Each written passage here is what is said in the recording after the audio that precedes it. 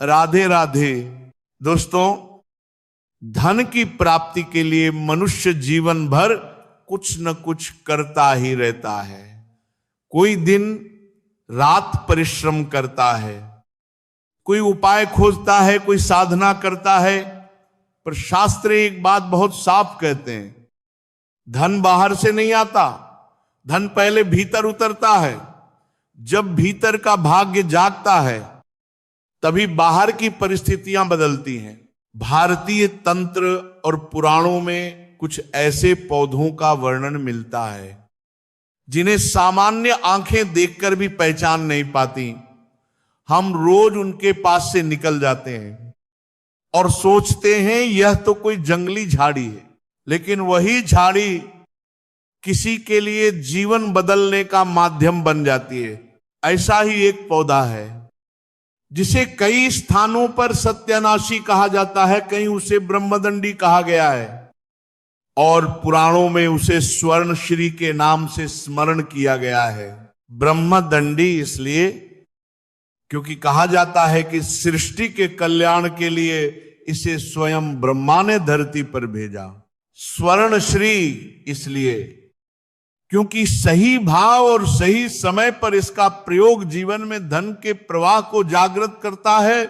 इस पौधे को आपने भी कभी न कभी देखा होगा, कांटेदार पत्ते, साधारण सा रूप। पर याद रखिए, संसार में जो सबसे बड़ा होता है वो अक्सर सबसे साधारण दिखाई देता है। भगवान शिव को यह पौधा अत्यंत प्रिय माना गया है और तंत्र शास्त्रों में इसके पत्ते और फूल विशेष फलदायी बताए गए हैं। शास्त्र कहते हैं इस पौधे का प्रयोग साल में केवल 3 विशेष अवसरों पर ही करना चाहिए।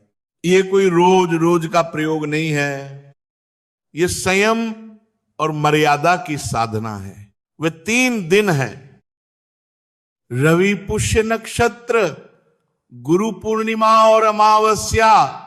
अब ध्यान से सुनिए, रवि पुष्य नक्षत्र के दिन सूर्यास्त से पहले इस पौधे का एक फूल श्रद्धा से तोड़ा जाता है।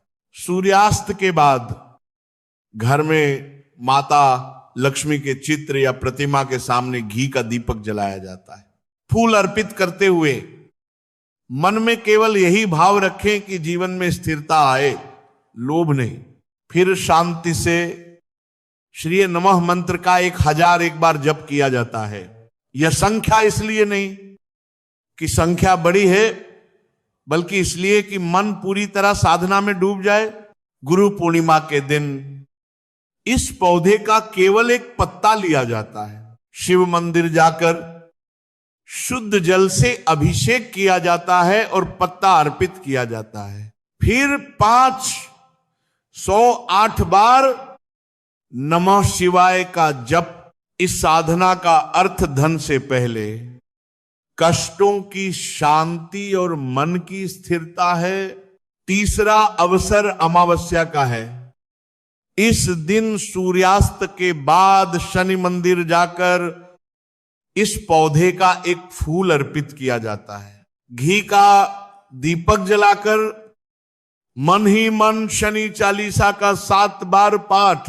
ये कर्म किसी का अहित करने के लिए नहीं, बल्कि अपने कर्मों को संतुलित करने के लिए माना गया है। और अब सबसे सरल बात, यदि ये पौधा कहीं दिख जाए और आप उसे सम्मान से अपने घर लाकर गमले में लगा दें, तो माना जाता है कि घर का वातावरण धीरे धीरे हल्का और शांत होने लगता है। नकारात्मकता डर से नहीं, बल्कि सकारात्मकता के बढ़ने से हटती है। याद रखिए दोस्तों, ये सब कोई जादू नहीं है, यह श्रद्धा, संयम और विश्वास की परंपरा है जिसे हमारे शास्त्रों ने प्रतीक के रूप में समझाया। अंत में बस यही कहना है, धन की साधना से पहले मन की साधना करो। जब मन स्थिर होगा तो लक्ष्मी अपने आप मार्ग ढूंढ लेगी।